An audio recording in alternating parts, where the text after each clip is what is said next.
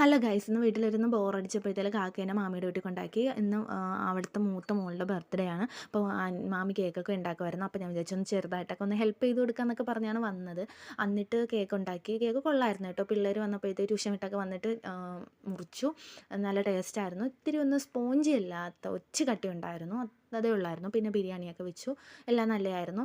കഴിച്ചു. അതിനുശേഷം വൈകിട്ട് ക്ഷീണമൊക്കെ മാറ്റിയതിന് ശേഷം പിള്ളേരെല്ലാം കൂടി ചേർന്ന് ഷെഡിൽ കളിക്കാൻ പോയി. അപ്പോൾ എൻ്റെ അടുത്ത് പറഞ്ഞു വരണമെന്ന് ചോദിച്ചു. അപ്പോൾ ഞാൻ പറഞ്ഞു ഞാനും ചാടി കയറിപ്പോയി. എങ്കിൽ ഞാനും വരുന്നതെന്ന് പറഞ്ഞു പോയി. ഷെഡിലൊക്കെ കളിച്ചു. സത്യം പറഞ്ഞാൽ എനിക്ക് ഷെഡിൽ കളിക്കാനൊന്നും നമ്മളൊന്നും കളിക്കുന്നതല്ലല്ലോ, ഇടയ്ക്കൊക്കെ കളിച്ചിട്ടുണ്ടെന്നല്ലേ ഉള്ളൂ. അങ്ങനെ എങ്ങനെയെങ്കിലുമൊക്കെ പിള്ളേരെ റാഗിങ്ങൊക്കെ കഴിഞ്ഞ് ഞാൻ ഇങ്ങനെയൊക്കെ അഴിച്ചിട്ടു.